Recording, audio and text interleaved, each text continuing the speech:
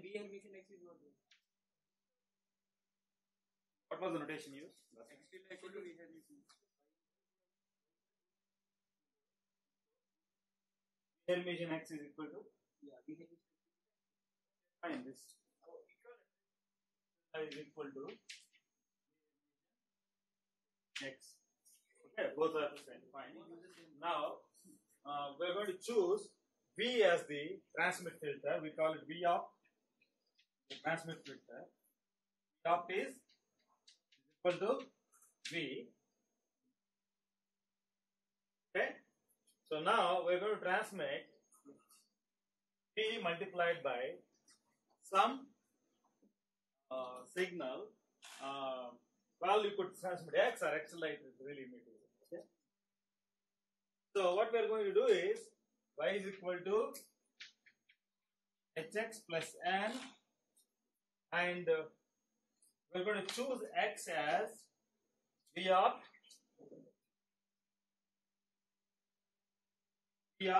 that is V to X tilde. Well, it doesn't matter. You can also write it as Vx if you want.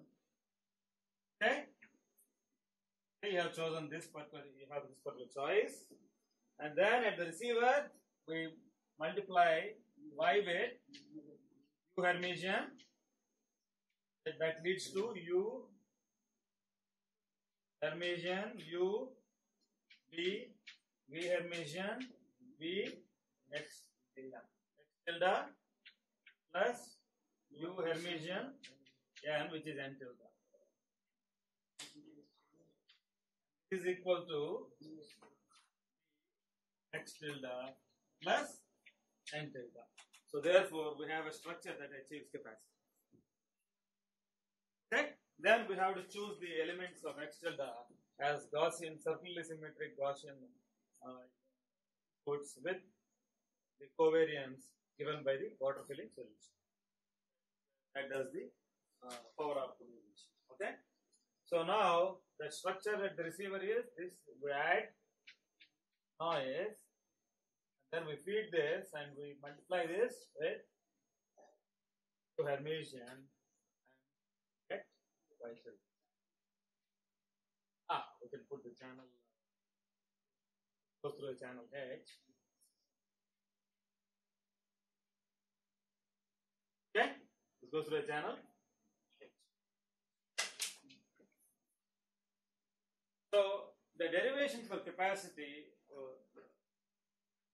kind of implicitly gives you the capacity achieving. So what does the transmitter? The transmitter needs to know V, and the transmitter needs to know the eigenvalues of the channel. Okay, so it needs it for power optimization. The transmitter needs to know. So instead of feeding back the entire H, you could possibly feed back V along with the eigenvalues. That is equivalent to knowing the full channel. Okay? Either U or, well, U you don't need. We only need V and the eigenvalues. That's all. Okay, so unless you work out a few examples, you won't really appreciate it. So that's why I said solve this now for the trivial cases 2 by 1 and 1 by 2. Now you first give me the solution for 2 transmit 1. Okay, and you give me all the dimensions of V.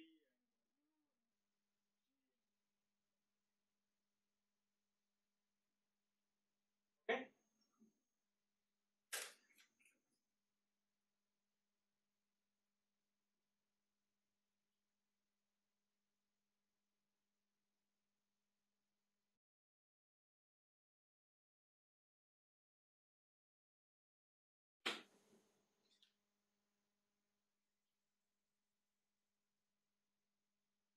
Just work it out, okay? For those cases 1 by 2, 2 by 1, 1 by 2, 2 by 2, 4 by 2, and 4 by 4. We need to write it down.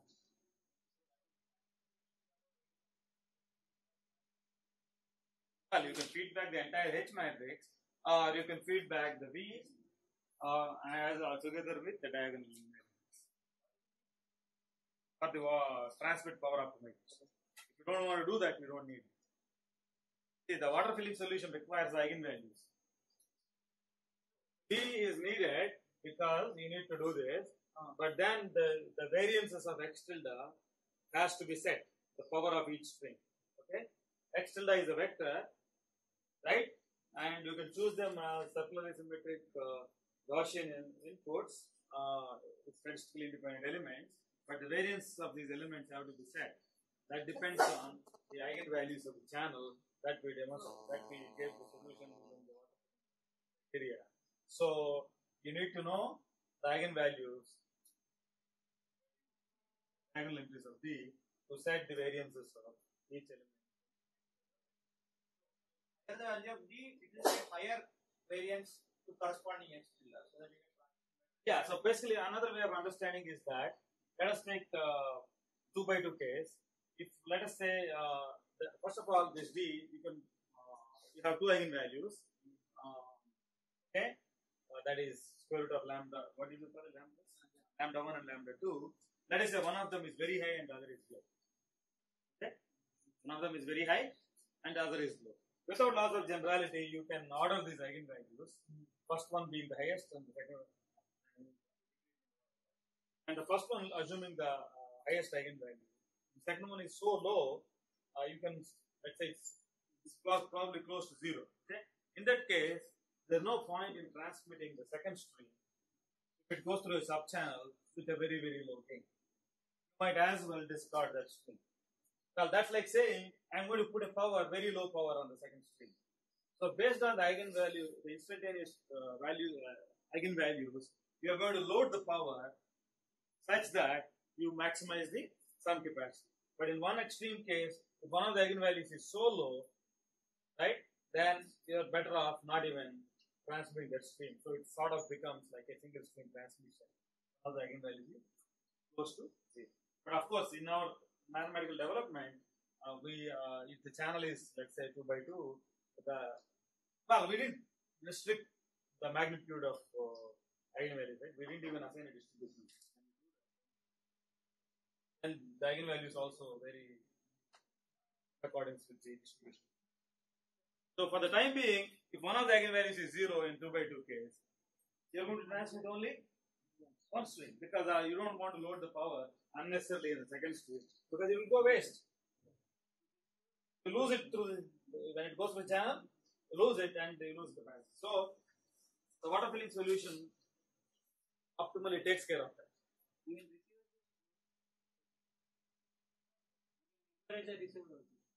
Well, just go through the steps, you'll see. Go through the steps. Okay? So that is the advantage of having sort of feedback. There the vectors, B is called a beamforming vector. This is traditionally called a beamforming vector. Well, that's a tradition. I can also call it a precoder. There are many names for it. This is called a precoder matrix, or it's also called beamforming matrix.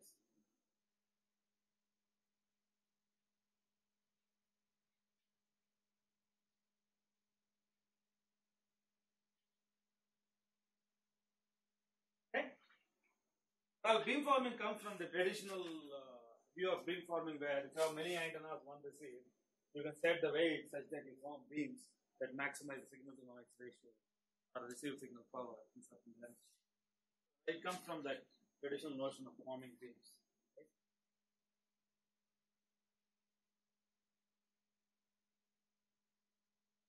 Okay, you let me know what happens in this case when you go through this sort of processing. But you have to be a little clever in solving this because H is what? 1 cross 2, right? So how would you set U and V and D in this case? You have to be a bit clever and do it. You don't really have to solve a big eigenvalue problem here. It's just very simple. Make sure V is unit norm. Unit norm.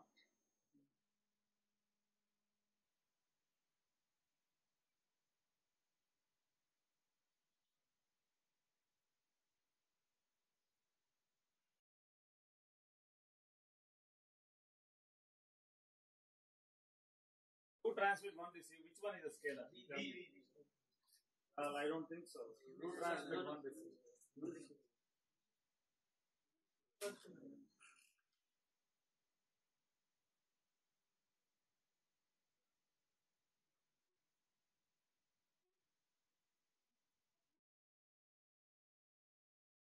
Case of 2 cross 1, V is scalar. 1 cross 2. 1 cross 2, V is scalar. Well, when the number of antennas is 1, what is there to set the weights there? H matrix is R cross T. H matrix is R cross T. I think there is a little confusion here. Whereas I read it as T by R. Just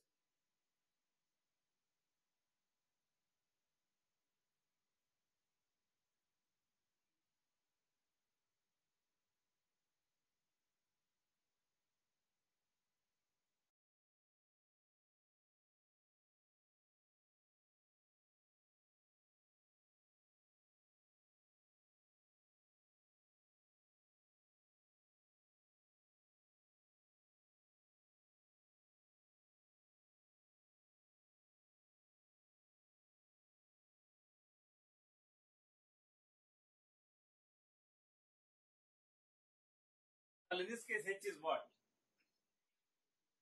For the case of P equal to 2, R equal to 1, H is what?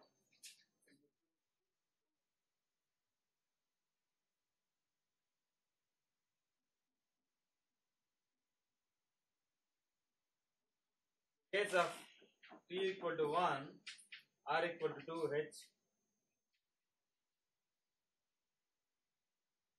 Okay? And in the case of P equal to R equal to 2,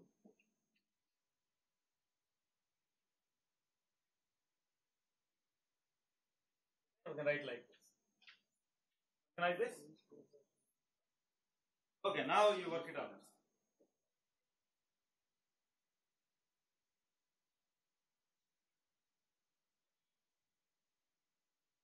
Transmit the transmit diversity with feedback and receive diversity are also special cases.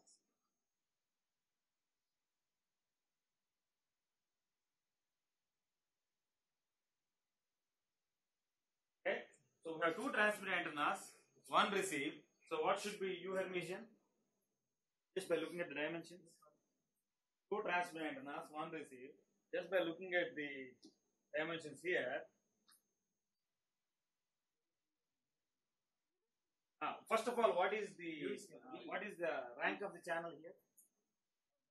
1. So you can, how many streams you should transmit? 1 stream. That first you have to explain. You cannot transmit. There is no point in sending 2. Okay. So you send 1 stream. Okay. That is given. We're going to send some data stream, X tilde, which is a single stream. And now I'm going to pass it through a vector V. Okay. It will have 2 elements. What are the dimensions of this V? 2 by 2. Huh? 2 by 2. 2 plus 1. We are going to send 1 data stream. What is the meaning of sending 2 by 2? Modulating with 2 by 2. Can you multiply X with V? Does it make sense? If I am going to transmit X equal to V X tilde, right? This is 1 by 1. What should be the dimension of this? If you are sending 1 stream, what should be the dimension of V? 2 transmitting at 2 cross 1. So, what are the, let's call it V11, V12, or V21 rather, X tilde. So, what we are trying to do here is equivalent to saying that I'm going to transmit X tilde and I'm going to multiply this with V11. I'm going to multiply with V21. Then transmit them on 2 antennas. It goes through the channel H1, right? Right?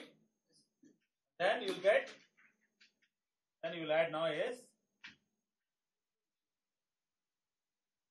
Okay. So now what would be the received signal? So when transmitters are 2, E will be 2, and your X will be 2 cross 1. And there are 2 transmit antennas. Yeah, so what should we do here? I think I probably skipped it, but it's good that I skipped it. Case D is a 2 by 2 matrix. The two, well, how many eigenvalues we have? Well, it's R by T, right? R is 1. So the rank of this matrix is 1. So it has 1 eigenvalue. The other element is 0 here. Okay? And this would be V is P Hermitian is cross 2. Okay? Okay. Well, let's see. We'll generalize this in a moment and then we'll see. Okay, what we should do is we'll order the elements of D in the descending order. Well, in this case, it's going to be 1 eigenvalue, but in a more general case. And the V opt, I'll write as V opt, okay? V opt is, I'll write V Hermitian as V1 Hermitian, V2 Hermitian, okay? VT Hermitian. T is equal to 2, okay? But the rank of this, if min comma r comma t is less than t, okay, then what I would do is I will take the first min rt rows of this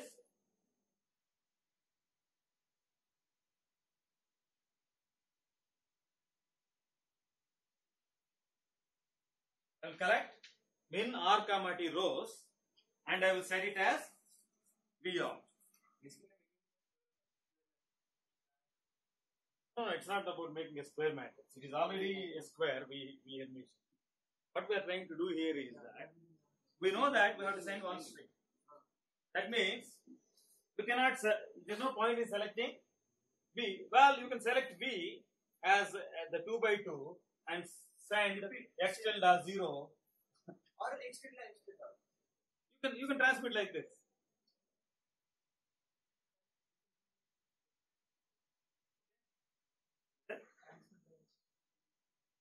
It will come. First, let's just go through this, then we'll talk about transmitter. Okay, there are 2 ways of viewing this. Okay, I can take the full B. I will apply it as a transmitter. And I will take x tilde. Okay, I will take x tilde with min RT non-zero elements. And the remaining ones are zeros. And I will transmit. That is equal to transmitting the first min RT columns of this V. Is that agreed? There are 2 ways of looking at this. Okay, there are 2 ways of looking at this. We can transmit V, and then we can transmit X. The dimension is full T by 1. In this, min RT are the non-zero elements, which actually contain information. The rest are 0. And then we multiply V with this vector. Okay?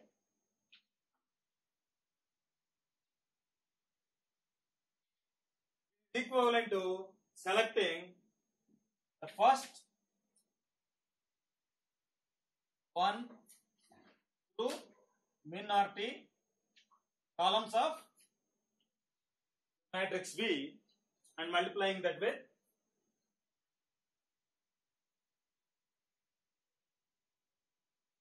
is that right? Okay. How many columns are there here? 1 through min r comma t. Rank of the H matrix.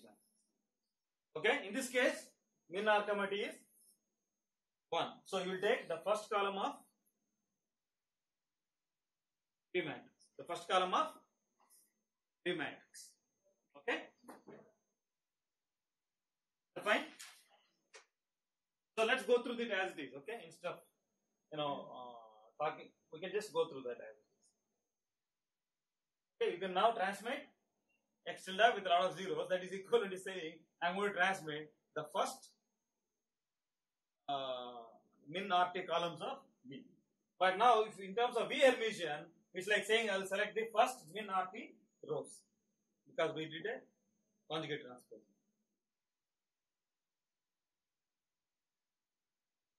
Okay? Now, rest of them 0, right? So, yeah, anyway, D will have rest of 0, but you should not also transmit using two strings here. Won't get delivered. Well, you should zero it out. It's like saying setting the variance on these strings as zeros. Yeah.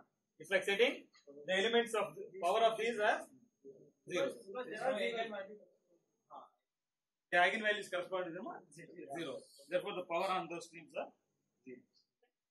So now let's proceed. In this particular case, what is U Hermitian?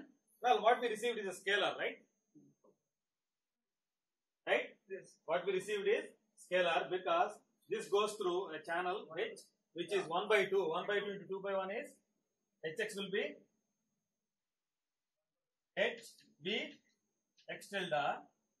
That would be HV will be a scalar 1 by 2, 2 by 1. So H multiplied by V is a scalar. Okay, well, there is nothing to filter here. Okay. Well, there is only one received branch. Okay. Now, you can choose U to be 1. Choose U to be 1. Okay. Now, how do you choose V? Okay. We know that V has to be unitary. Okay. So, I can write this as H as U to be 1. This is unity. Okay. And this is 1 by 2, right? So, this is scalar 1. And I can choose this as H1, H2, and I will divide this by square root of H1 magnitude square plus H2 magnitude square. I will divide this vector with that, and then I will multiply this whole vector with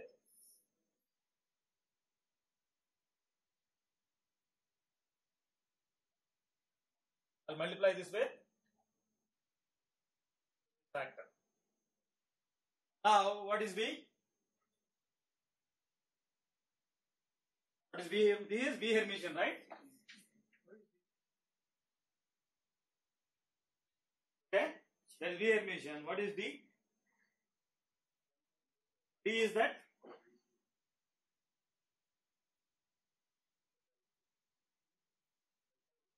D is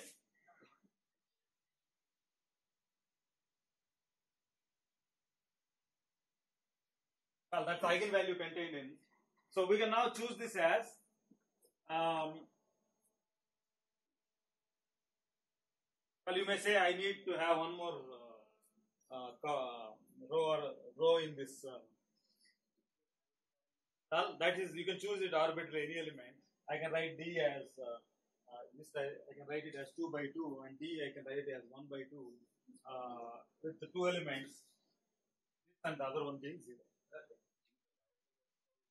We do HH.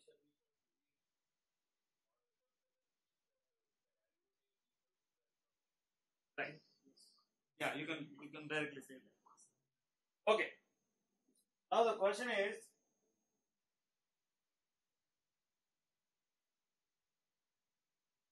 well, the problem is solved, right? What is the optimum beamforming vector here?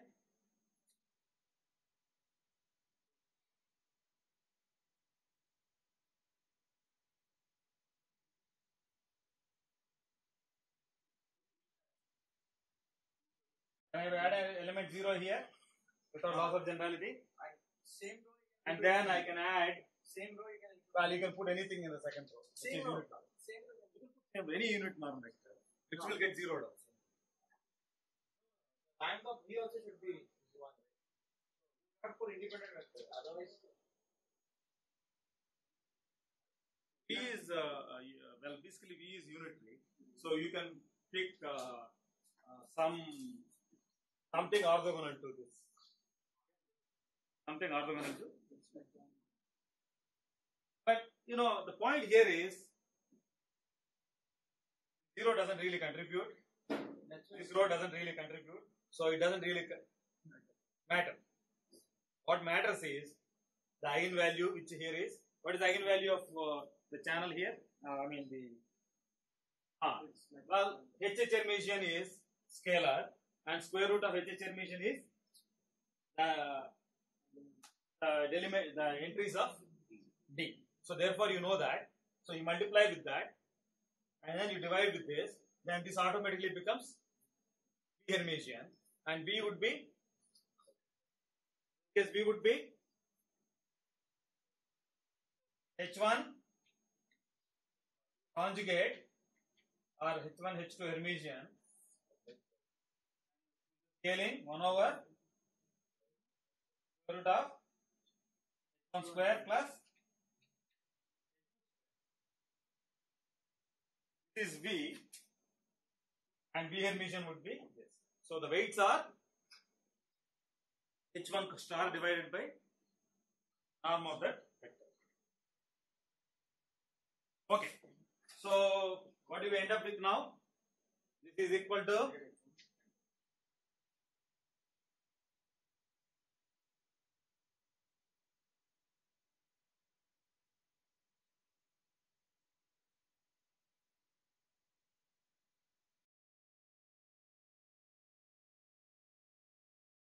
okay, two weights we set.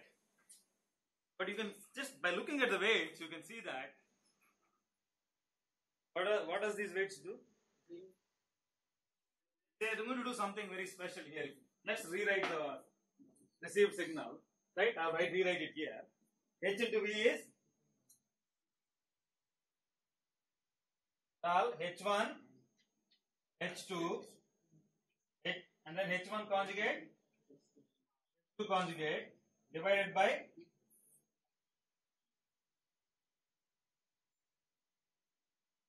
I'm writing only the signal part, and that is equal to 1 square plus H2 square divided by square root of H1 absolute value square plus H2 value square. Okay, so that is the signal part. So for this case,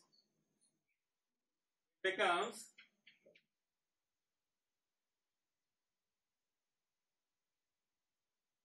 what is the coefficient x tilde? I just have to keep it clear. X tilde plus n. Okay, so now the signal to noise ratio for this channel is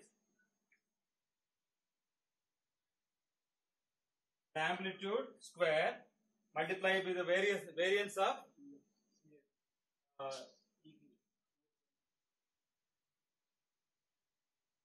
divided by some m naught. Okay.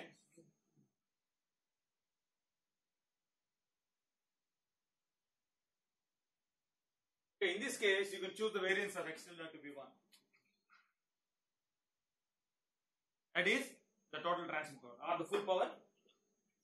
There is nothing to divide between, right? If you have two streams, you can divide between two streams, but there is one stream, so you can choose this to be full power. I can call it P. P times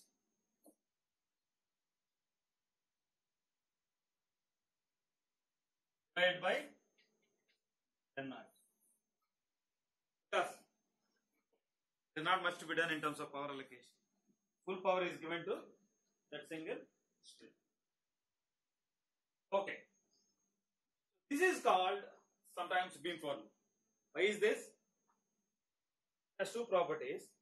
The coefficient you have chosen for B, they maximize the signal to noise ratio at the receiver. This is also called maximal ratio transmission. maximal ratio transmission. They will come to this. It's related to MRC. Like moving the receive filter coefficients in MRC to the transmitter. But remember, everything here is derived from the capacity of the channel, right? So, in this particular case, what we are trying to do here is maximize the signal to noise ratio at the receiver by setting the optimal weights at the transmitter. Okay. Now you can see there are two effects because of this. If you take the expected value of, well, I mean, you can take the expected value only when the channel quantities are random, but let's do it. First of all, you see sum of absolute value squared of all channels. So we are capturing energy from all the paths coherently. You get what is called a beamforming gain of factor 2, that is the number of elements here. That's called array gain. Gives you array gain or beamforming gain, which is composed of an array gain element as well as, if the elements are random, H1, H2, it gives you a diversity. Array gain plus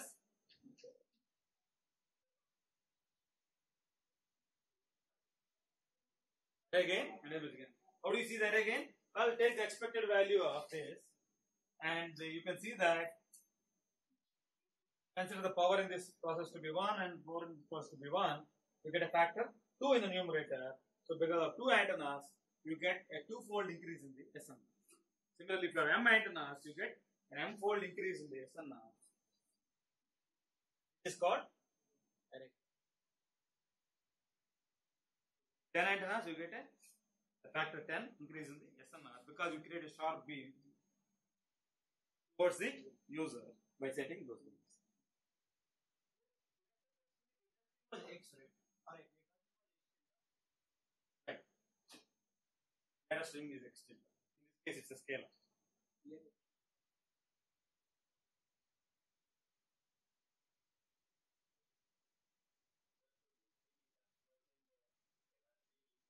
Equivalent to for this case, maximizing the capacity is equivalent to maximizing the signal to noise ratio with the constraint that you will put a vector V at the transmitter with those kind of weights.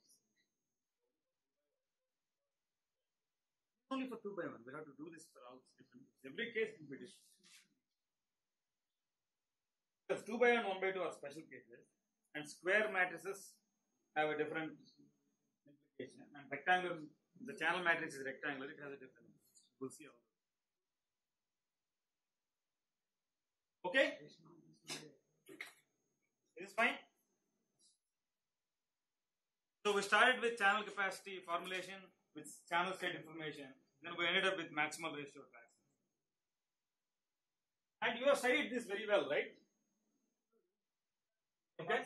I mean, the behavior of a system, but with the exception that there was M. In transmit diversity, there was a factor here. What is the difference between this and transmit diversity? Okay.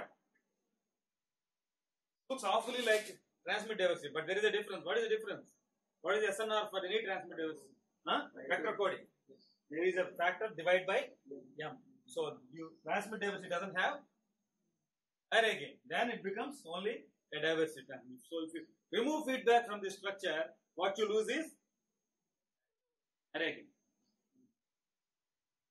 Right? If you construct a transmit diversity method, vector coding, what you lose is array gain.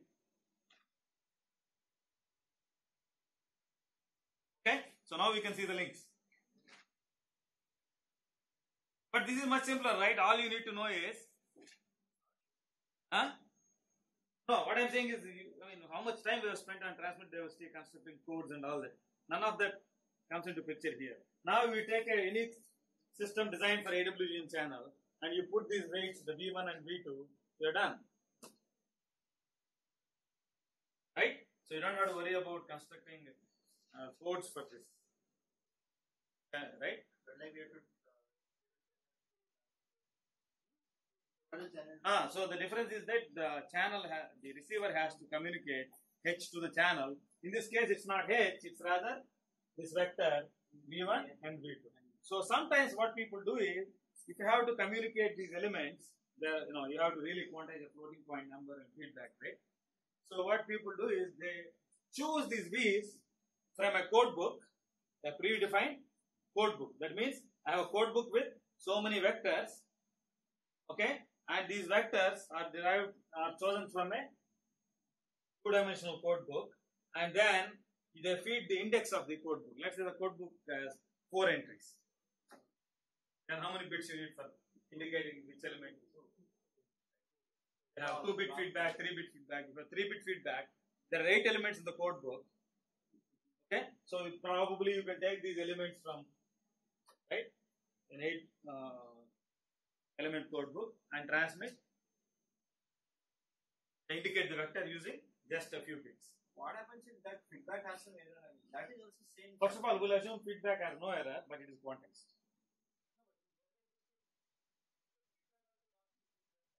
Not same channel, it's in an uplink, different channel. Maybe you put more error correction coding. Not exactly identical channel. You put more redundancy on feedback. So make it level. So feedback errors, let's say we neglect, but quantization error persists. Okay, so there is a lot of literature on designing these vectors using a code book. That itself is a different problem altogether. Okay, but I can suggest one simple code book with 1-bit feedback. Okay. You tell me whether it will work or not. Yeah, there's 1-bit feedback. I'm going to suggest 2 code books, rather, not 1. Okay, 1-bit feedback.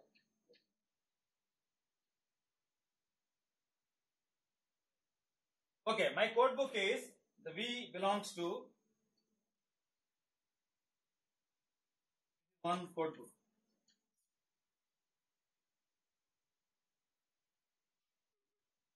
Okay, and the other one is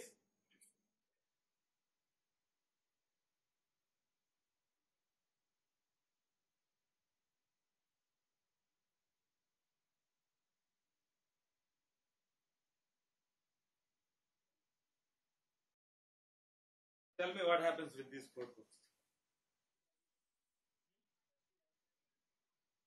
Yeah. First is called transmit antenna selection. So you don't need to worry about all these things. All you have to see is that receiver measures which channel is stronger, H1 or H2, and you transmit it. You send 1 bit, and the transmitter selects the best antenna. So you push receiver antenna selection to transmit antenna selection. So this is also related to the antenna antenna switching diversity we discussed. No, it's not. No. Because here the selected antenna is based on feedback, so you always select the best antenna. You don't keep periodic. So in the antenna selection, you switch 1 2 1 2 1 2 in an isotropic manner. So here, if 2 is supposed to be a channel with very small gain, then you don't want to put your energy on the antenna. So you put all your power on, power and energy on the best antenna. Quite different, right? From the antenna switching we have. In our method, we isotropically selected this antenna. We just go all around 1 2 1 2 1. So sometimes you gain, sometimes you lose. On average, you get the diversity. But here, you get diversity gain as well as some array gain. But these gains are somewhat diminished because we quantize the channel. So what about the second code book? 1 1 with normalizing factor square root of 2 and 1 minus 1. Constructive and destructive interpretation. Yeah, is this antenna selection?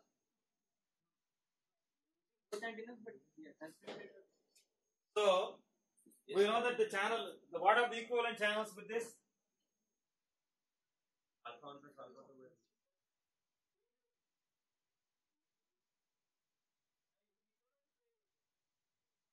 So you are going to select one of these 2 equivalent channel states. But it's equivalent to phase rotation, but you are controlling it because you are going to select either one of them, not both. In phase rotation, we selected both of them with equal sequentially. both states occur with equal frequency. Whereas here, if this one remains high, so you select this state for a long time and you want to. So this is like saying I'm going to put the beam with some zero phase adjustment. Okay. So I can also construct a code book like 1 B belongs to 1 e to the power of j theta 0, 1 e to the power of j theta 1, 1 e to the power of j theta 2, 1 e to the power of j theta 3. This is a four element code book where theta 1, theta 2 or theta 3 are taken as 4 phases from a QPSK construction. These, I mean, he has eigenvectors of H, right? Another matrix is something different. Talking about this particular case where I am quantizing this channel, without loss of generality, I can take the first element as 1. Okay, it's a 2 element code book. Without loss of generality, I can take the first element as 1, and well, here it's 1 0 0 1. Here it's 1 1 1 minus 1 with a 1 over square root 2. But here I can take it as, well, I am going to put 1 over square root 2 here, right? It's not 1 actually, and everything divided by square root 2. So the first element is 1 over square root 2, not 1. Then I can choose a phase angle. It is, if I have 4 elements in this code book, I can choose 4 phase states, and as increase the number of phase states, this is called equal gain transmission. That is, the magnitudes never change, you are only adjusting for the phase. But this sometimes doesn't help. What if H2 is 0 and H1 is 1? Will this work? In fact, this is not the correct way of quantizing it. H1 is 1, H2 is 0. Is this a good code book? No. This is a good code book. Okay. What if H1 is 1 and H2 is H1? H2 is equal to H1. The correct code book. No, right? This one is the correct one. 1 minus 1 plus we can have. Right? If H2 equal to H1, then the optimum code book is 1 1. So neither this nor this is optimal. The optimum code book is you have to say, you have to design the code book where both you exhibit both the amplitude and phase variations among the elements. Okay? So we will not discuss such code books. That's a very interesting problem in it, but it has been very well studied. Okay, they are called what is called Grassmannian code books. Okay, so they are like choosing points from an n-dimensional sphere or m-dimensional sphere. Okay. They pack these elements tightly within this.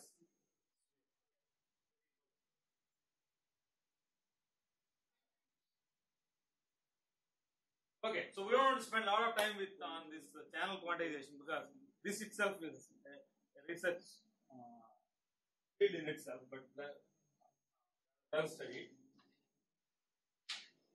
Okay, let's take the second case. 1 by 2, 2 by 1. Next one is 1 by 2. That's even simpler than what we just did. So look how many methods we have just come up with. Antenna selection, phase adjustment through feedback. So we started from capacity of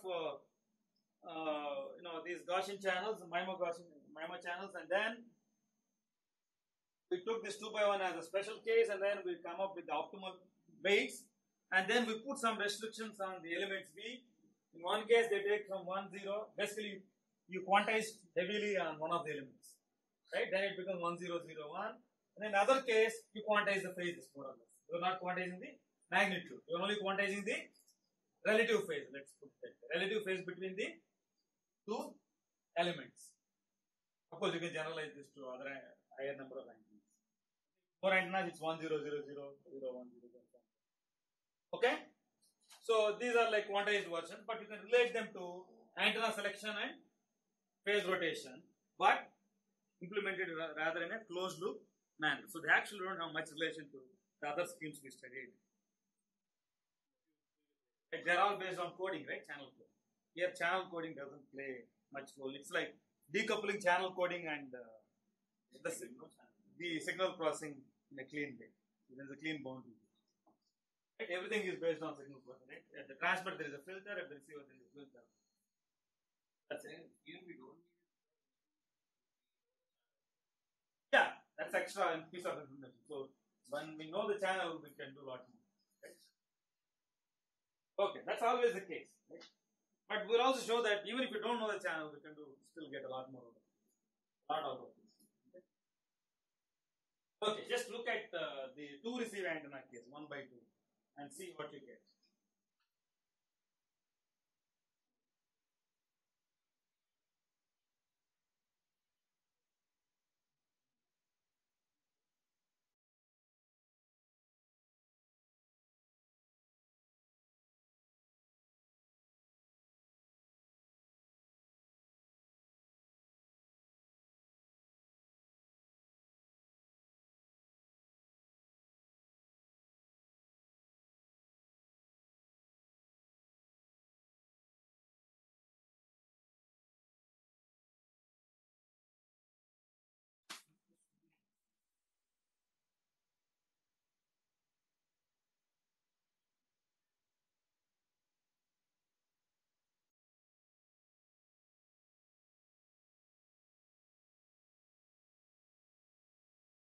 Anybody who still has trouble with this method?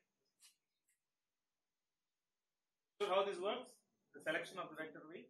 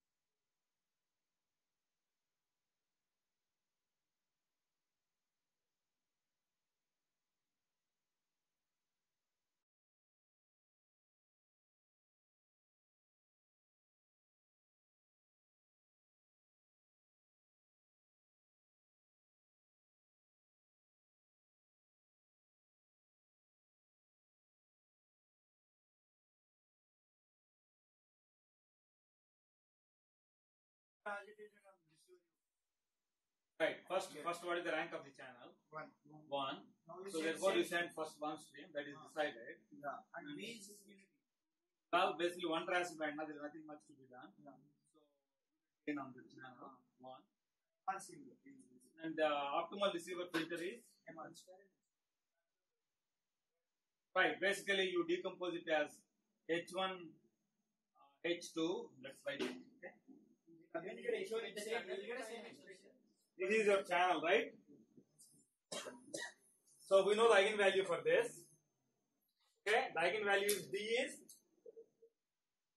that is again the same, right? Right? Okay, and V is 1.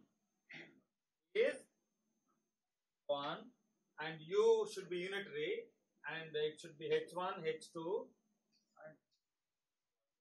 One vector is column vector is H1. And you have to divide this by root of 1 square.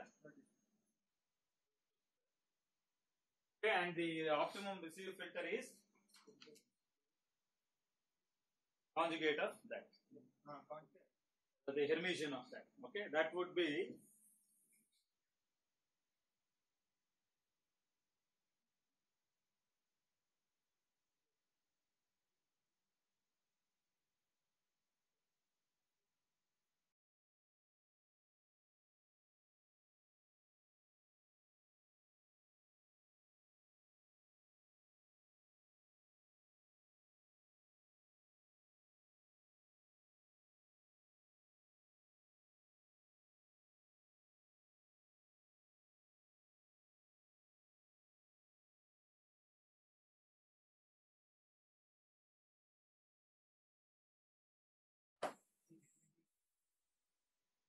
Okay, so this is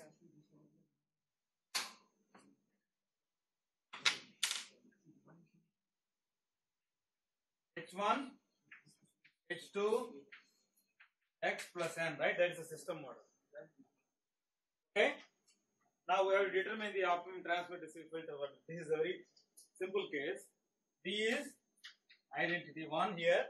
It's a scalar. You send one stream because the rank of the channel is 1. That's the minimum of R comma T. You send one stream. And well, you want to filter with a filter which has unit norm, right? That's always the constraint. U is unitary, or if it is, you will take only first. Right? H is that U, D, Hermitian. This is unity. Traditionally, it is in this case supposed to be what is the dimension here? It's R by R, right? We'll see that it becomes irrelevant. Yeah. 2 cross 1. Okay, and D, 2 rows, 1 column. So the dominant eigenvalue will always write the elements of D according to the dominant eigenvalue. So that will be square root of H1 square. Why is that? Well, the H Hermitian or H Hermitian H gives you the eigenvalues of non-zero eigenvalues of the channel. The elements of D are square root of non-zero eigenvalues of H Hermitian or H Hermitian. So based on that, you know that this is the dominant eigenvalue, right? And the other one is 2 by 1, right? 2 rows, 1 column. The other one you will write as 0. And this I can write it as U, H1, H2, then 0 zeros, and then I can scale it by square root of H1 square plus H2 square. Okay, I'm just dealing with this, right? So as you can see, this is totally irrelevant. Okay, because there is a 0 here. So I can choose my optimum receive filter as, instead of a 2 by 2 matrix, I can choose it as U Hermitian, which is 1 cross 2 here. 2 by 1, I'll choose U to be H1 conjugate 1 over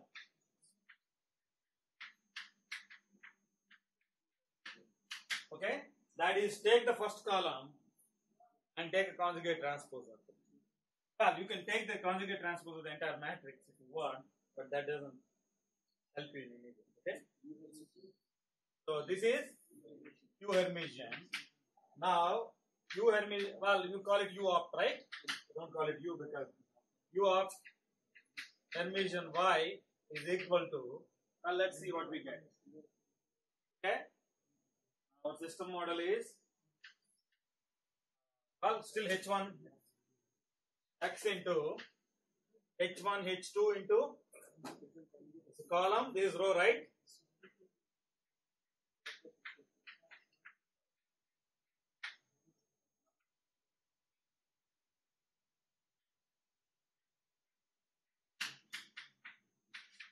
Square plus filter noise, right? Filter noise is you filtered with U opt. I will call it U opt Hermitian, okay, into 10. And this is equal to square root of H1 absolute value square plus H2 absolute value square into X. We call it X or X tilde. Well, it doesn't matter here. Okay? Into N tilde. But N is filtered by a unit norm vector. Therefore, well, originally to start with, well, the statistics of N and L tilde are same. Well, in this case, well, let's see. Yeah, the new noise has the same variance as. Okay. But this is a scalar, right? 1 by 2, 2 by 1. And therefore, this is 1 by 1 with variance n naught, because it's a unity transformation, so it doesn't change the noise variance here. Signal to noise ratio is h1 absolute value square plus h2 absolute value square, expected value of absolute value of x square divided by n naught, because the variance doesn't change because of receiver filtering.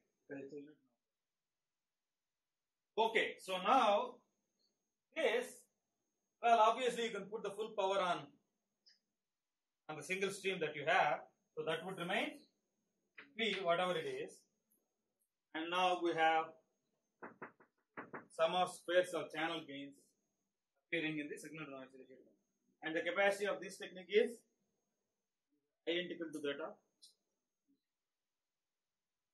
transmit, one receive. And what is the diversity gain and array gain? Array gain is 2. Yes, array gain is still 2. Well, because receive antennas are available, so you must get that array gain because we can filter them together. And diversity gain is, well, diversity order is 2.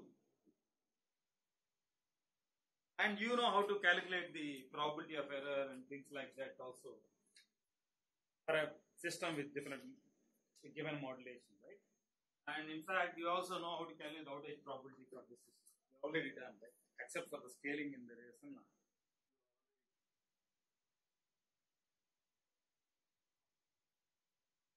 Okay, so one transmit, two receive is sort of have identical characteristics as 2 transmit, 1 receive, with the exception that transmit diversity requires beamformer requires feedback. In this case, with the same performance without having feedback.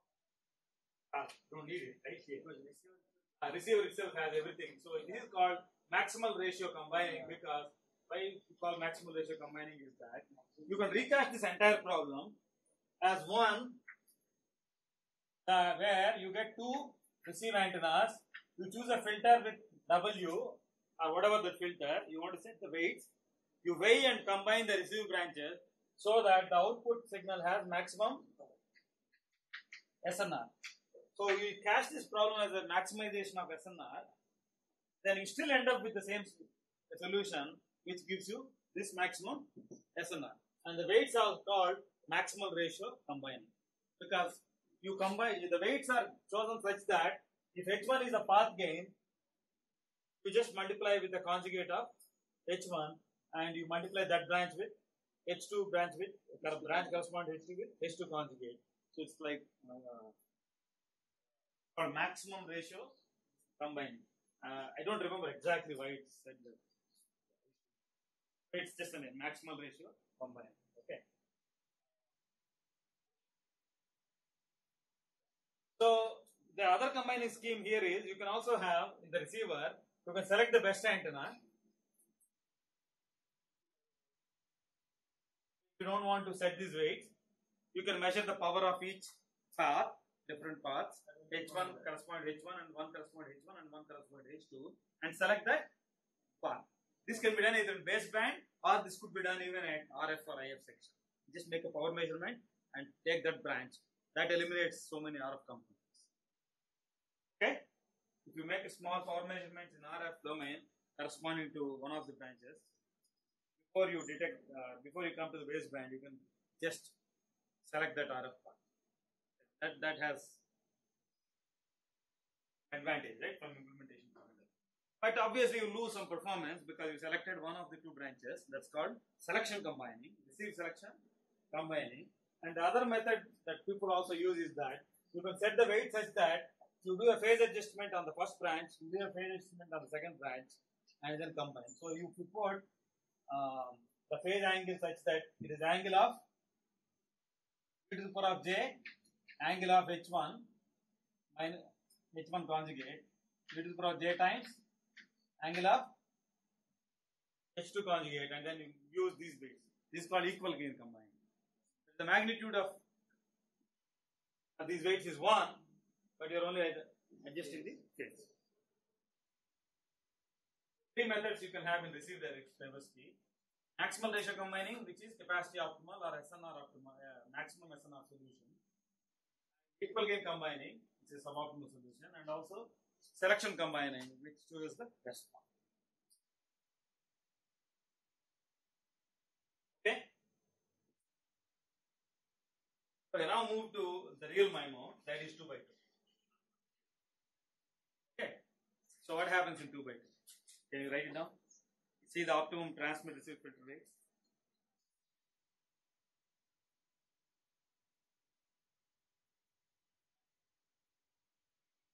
Well, I don't expect you to do eigenvalue decomposition for the 2 by 2 case without having MATLAB, but just give me the structure.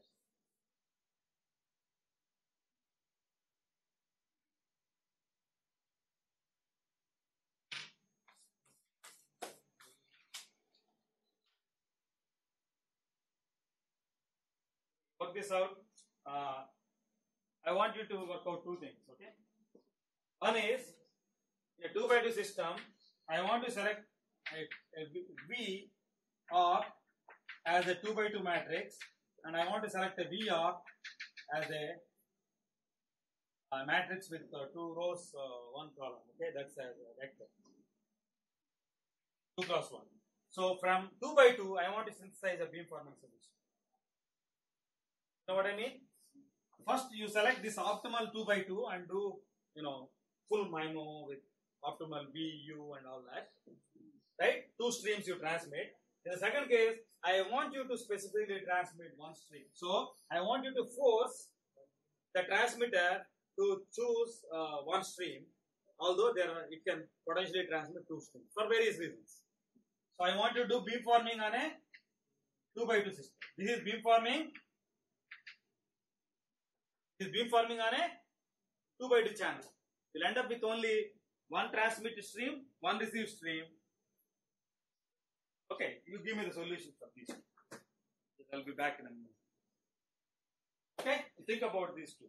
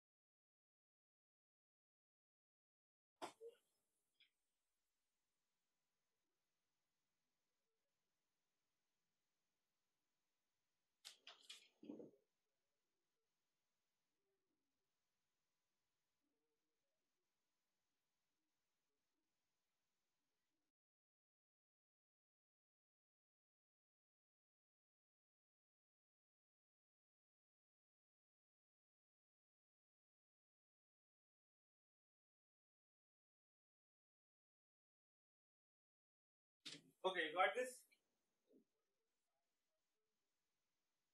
Well, you tell me what should be done first. So U is 2 by 2, V is 2 by 2, P Hermitian, and D is 2 by 2, some 2 eigenvalues. So we'll arrange them in the decreasing order, and you transmit with V Hermitian. V opt is V, the 2 by 2 matrix, and then you put Hermitian, and then you decode each stream. But you have to set the variances according to water filling criteria.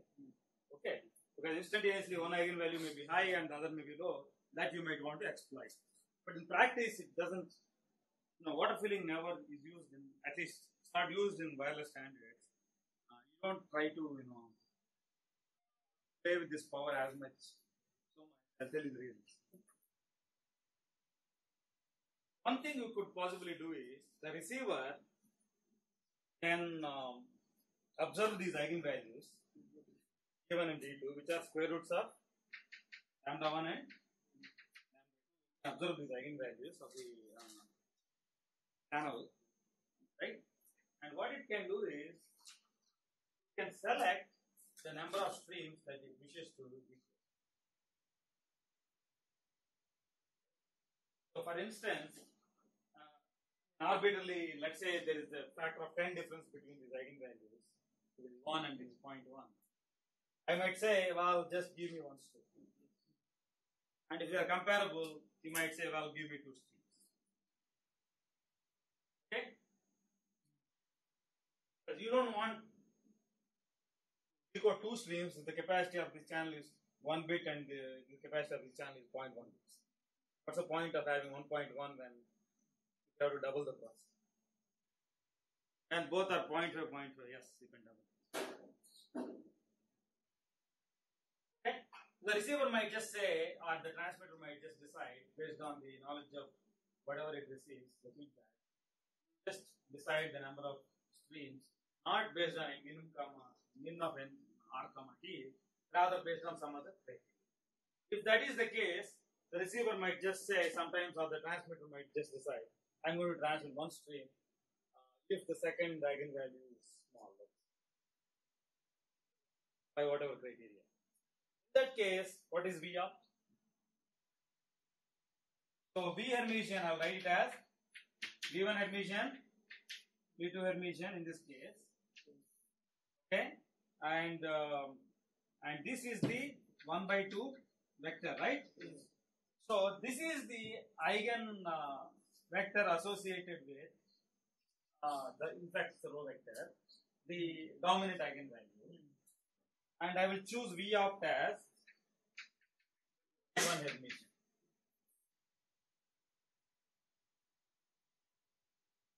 That's it. And I will put the full power on that stream. Okay, let's see what happens in that case. So y is equal to x is V1 Hermitian x tilde plus, well, it's not V1 Hermitian. V1 Hermitian is V1, right? V1 x tilde, right? You take this and then take Hermitian of that. V1 x tilde plus n, and then give y tilde is equal to u Hermitian y. Okay, and that gives us d Hermitian V1 x tilde plus n. Okay.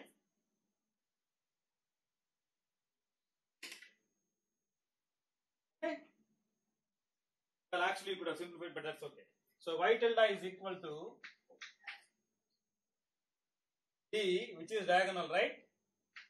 D1, D2, D1 Hermitian, V2 Hermitian, which are rows, then V1 into x tilde plus n tilde. And this is equal to,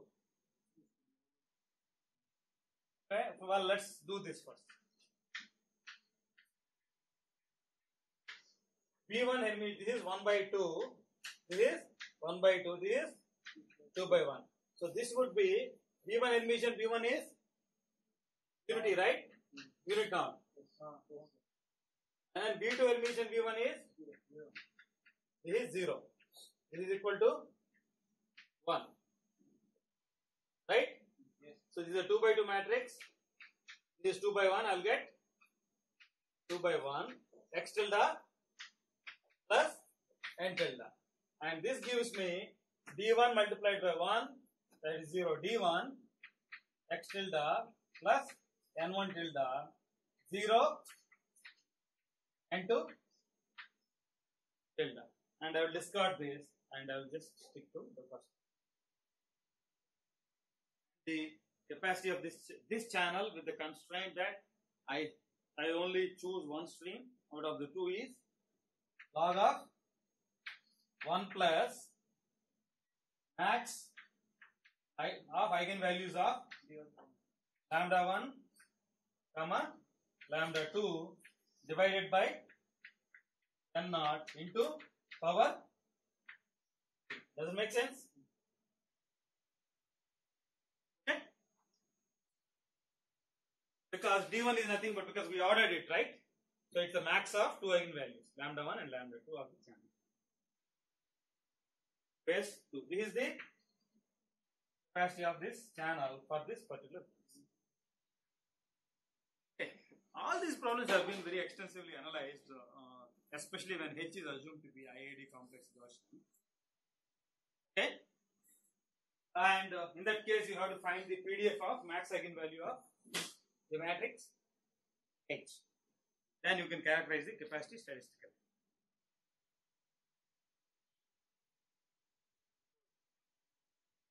Transmit antenna, one receive antenna case, we got 3 dB, a factor of 2 array gain, which is 3 decibels.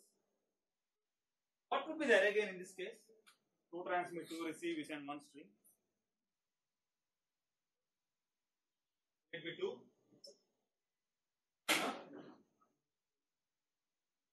It will not be 2, it will be less than that. In fact, as you keep on increasing the number of receive antennas, the array gain diminishes to 1. It's like saying, I want to put a beam. If I have one receive antenna, I have many transmit antennas, I can put a sharp beam to one receive antenna. Okay? But can I put a sharp beam to all of you at once? All of you as receive antenna. Can I put a sharp beam to all of you at once? So 2 guys, maybe I can sort of try to do something. As the number of the antennas increase, this class size increases, I can only radiate isotope. Can't put a very sharp beam. So that means array gain vanishes when the number of receive antennas is greater than the transmit antennas and the number of receive antennas become larger. What you will end up with is only the receive beam forming gain. Transmit array gain is lost, but receive array gain will be there and there will be.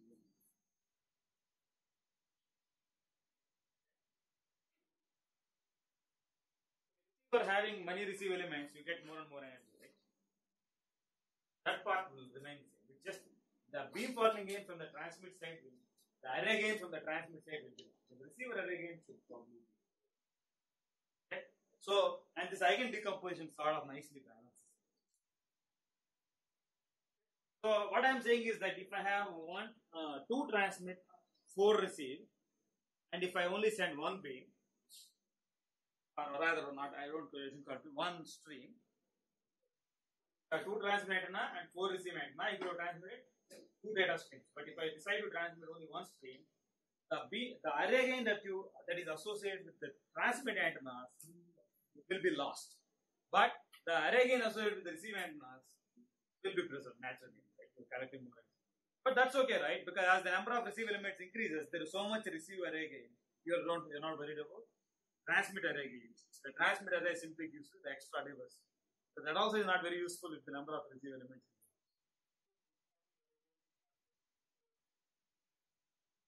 Yeah.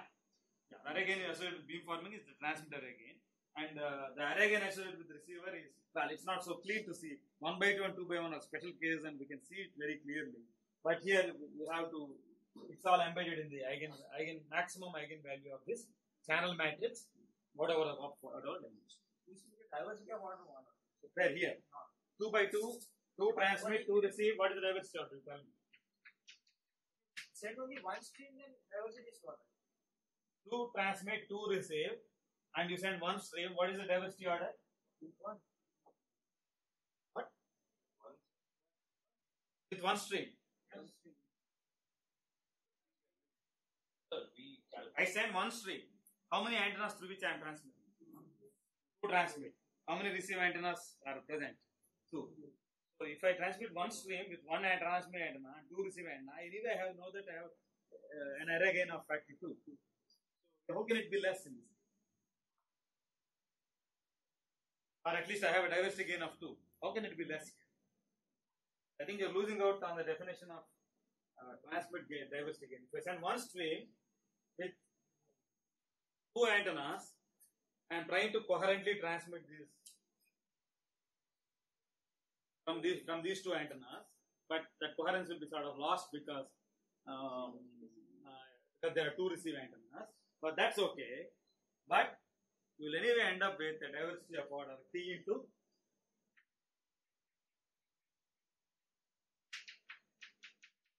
in other words, the maximum eigenvalue of this H matrix, the maximum eigenvalue of this H matrix, okay, not H matrix actually, maximum eigenvalue of H Hermitian H, maximum non-zero eigenvalue of H Hermitian H will contain sort of fourth T into R4 diversity. But array gain you cannot measure. So if you actually do simulation, you will observe this. There is no way of seeing this. Unless you apply random matrix theory and find the PDF of eigenvalue of this H Hermitian, max eigenvalue of H Hermitian H, and do this outage probability calculation. You will see that the slope of this outage probability is T into that one should be able to do. See, let's think about this in a very simplistic way. Let's say there is no feedback.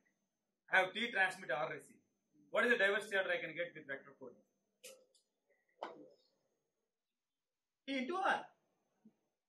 The space-time block code, if a unitary design, if a full rate space-time block code existed, I would have had a diversity of order T into R. You just get all the paths. You should bring from all the paths. Then if I have extra feedback, it cannot be less than that. At least T into R. The number of streams is not tied to the diversity benefit. In fact, the less the number of streams, the more the diversity. The moment you put 2 streams, what you lose out is on the diversity per stream because you are increasing the multiplexing rate. Okay, let's look at that. I have 2 transmit, 2 receive. Okay, if I have 2 transmit, 2 receive, if I send 2 streams, and the diversity order that each stream enjoys will be diminished in some ways. Well, in this case, they are dictated by the eigenvalues lambda 1 and lambda 2. Lambda 1 enjoys full benefit, but the other stream gets stopped because it's a minimum there. So the second day, one of the streams will enjoy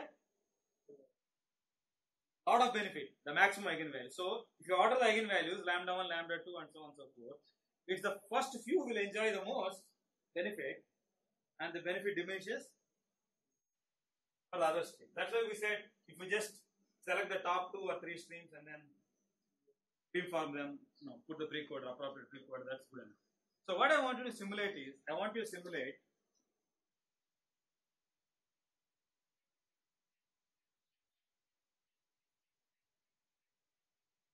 unnecessary 2 by 2 with one stream. I will call it number of streams S equal to 1, 2, and 4 by 2 with S equal to 1, 2, and you cannot be more than 2 because it's 2 received. Okay, and 2 by 4 S equal to again 1, 2, and 4 by 4 S equal to 1, 2, and 4. I want to simulate all these cases. What do you want to plot? Well, you have to do this power loading in an optimal manner. In some cases, I think you can do suboptimal power loading. I'll leave it. I will leave the exercise up to you. Okay. It is C up with SN up. The average capacity averaged over expected value of this capacity. So you have to average this capacity over many channel realization. H is assumed to be IID complex version. I want you to plot all these cases, different scenarios. Then you will see what's going on. Actually, it doesn't reveal the diversity order, but it only describes the capacity. Something. No, there's no FER here. This is just PR. No, there's no FER BR. It's just capacity. Just for the time being, just measure the capacity.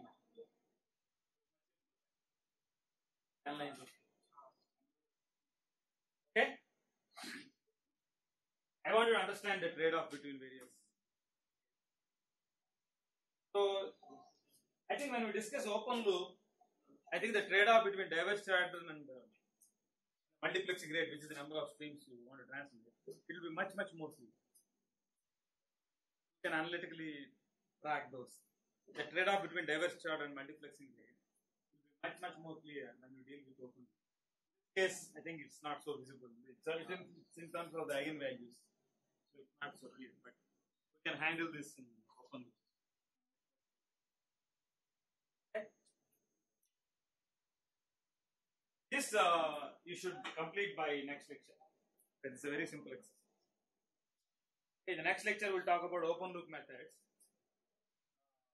Then we'll talk about MMSC and some performance of an MMSC receiver using open loop methods. Okay. All right, we'll stop here.